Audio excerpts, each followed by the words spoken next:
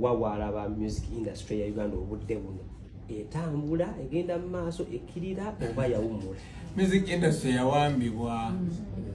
yawambibwa abantu abatamanyi ate nga tebamanyi tebamanyi. Omanyi abagezi batugamba nti oyo amanyi ngera amanyi nti amanyi abeera musomesa mumuwulirize. Oyo amanyi nenga tamanyi nti amanyi yabeera yebaze mumuzukuse.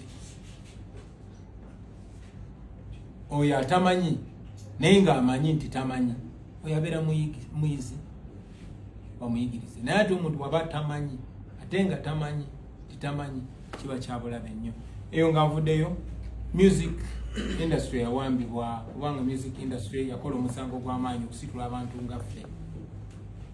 Ba artists balinga babanyooma ebiseera biri naye gye tukoma okula ne tulabira no kuba tusooka Bob Marley n'abalala bye baakolanga ne bye baayimirirangako n'engeri gye baakozesa music waabwe okukyusa ensi. Bob Marley through music yayamba ensi nnyingi mu Africa nga mwe muli Zimbabwe okuva mu bufuzi obw'amatwale. Bob Marley waabwe yasobola okustopinga yali genda okubeera civil n'agatta aba warring factions ababiri mu Jamaica. Music yalinga powerful nnyo era abo abatufuga bakimanyi nti music ali powerful. Tujjukira ennyimba ze baayimbanga, ezinyimba za communicatinganga nnyo paka ku mirembe gino. Naye music we yasitulayo omuntu ayagala okukyusa embeera ne beeraliikirira ne baagala industry bagiwambe. Ate munnange era nga Walukaga bwe yagamba nti engeri gy'okuyimba bino bye bitabeeramu interview. Buli avaayo baayagala okucreatinga bastar baabwe, baayagala okucreatingawo ekintu ekyabwe. Bajja mu industry baagala okucreatingawo bastar baabwe okuva ku baddala, baagala okucreatingawo reality eyaabwe okuva ku yaddala.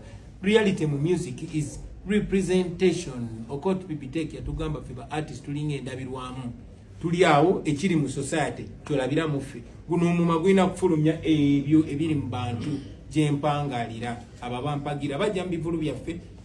Olinga ayimba alinze kayimba akarelatinga ne ku kyeyayitamu oba akakwata ku mbeera ye n'ebirala bifaanana bwe bityo. So music is social commentary. Naye bamuwamba kuba music yali akula nnyo abantu amaaso ne bamakinga sure music industry tebaddamu kuyimba bintu bikwata ku bantu. Tosobola kuyimba ku mbeera abantu gye bayitamu, olina kuyimba ku kimansulo, olina kuwemula, olina kugamba kuyimba ku bintu byebasa abantu. Ekyo kyekyennaku kyekyatta music industry yaffe kubanga ekifuula art relevant kwe kubeera nti art akwata ku bantu. Ensonga lwaki tugenda mu comedy ne bakulakinga gy'okunooseka baba bakutte ku navyo. So music industry yawambibwa kyanaku nnyo ate ne ba artists abandi kibenefitinzemu ne bawambibwa. Kakati artist okufuuka wakabi olina kakasa nti osobola okukakanya artist munno gwe bayita Kyagulanyi ekyennaku. Ne manyi ebinyimba byonna bijja kutereera manyi nti si industry yokka ate oba n'amadiini baagawamba, n'amasinzizo baagawamba, n'obukulembeze obw'ennono baabuwamba. Buli kimu baakiwamba, tulina just binunula bununuzi. Ate manyi music agenda kuplayinga party nene nnyo. Ensonga lwaki music wange bamuweera wano e Uganda bakisobola nakola concert si kirala kyonna naye bamanyi music kyasobola okukola, bamanyi obubaka engeri gye busobola okuyitawo. Kizibu omuntu okuliza speech ng'oyogera okumala eddakiika 3 biba byamboyedda, naye omuntu asobola okuliza music okumala essaawa 2 ng'ate asasudde ate n'abikwata n'agenda nga bimba nga biddiŋŋana obubaka n'abufuna. Ensonga lwaki music bamulwanyisa wano.